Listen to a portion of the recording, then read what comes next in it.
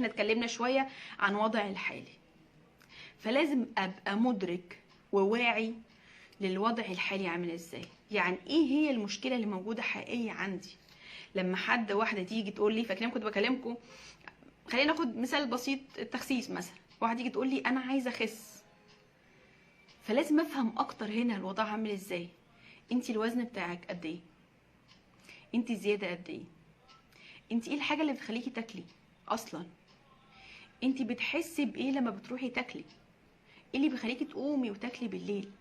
ده كله انا بتكلم فين؟ في الوضع الحالي. محتاجة افهم. ما انت عشان تساعد، عشان اعرف اطلع منها اسئلة، لازم افهم المشكلة الاول. فهنا انا ممكن اقول لها اوصفي لي وضعك دلوقتي عامل ازاي،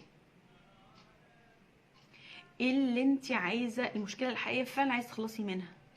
فببدأ ادي اسئلة اهو على مقياس من 0 ل10. انت فين في المشكلة بتاعتك؟ انت وصلت لحد فين؟ انت وصلت فين؟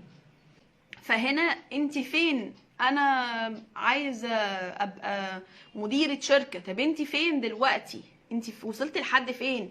عند السلمة الاولى ولا التانية ولا التالتة ولا الرابعة ولا الخامسة؟ انا تحديدا بعرف ايه الحتة اللي احنا عايزين نتحرك منها، الحتة اللي احنا عايزين نتحرك منها. فلازم اولا بفهم المشكلة من خلال انا بسألها وبعرف وبفهم منها. ده رقم 1. وبعدين رقم 2 النتيجة او الحاجة اللي عايزة تروح لها. وهنا مهم جدا جدا جدا جدا ان الحاجة تبقى واضحة.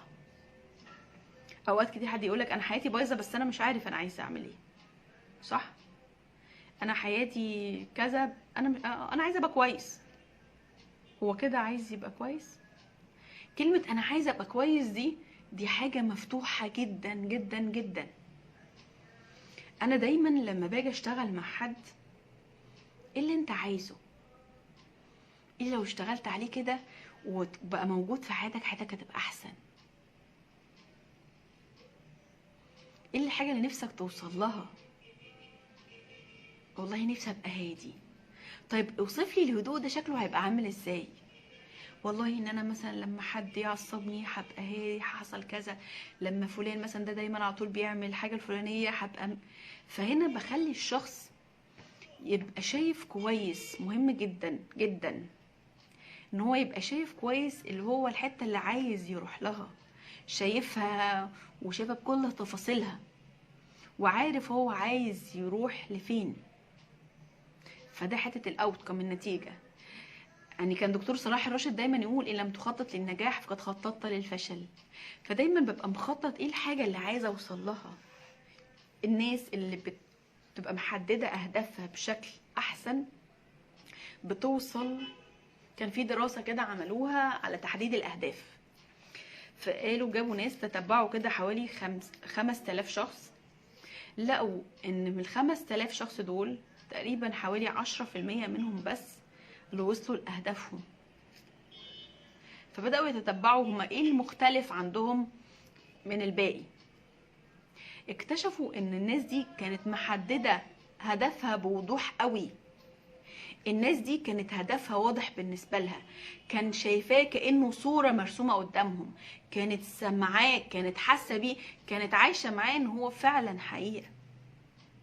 فمهم جدا لو انا بشتغل مع عميل يبقى واضح بالنسبة للعميل بتاعي الهدف بتاعه شكله عامل ازاي، ايه اللي هو ايه الحتة اللي نفسه يروح لها، يبقى شايفها كويس قوي.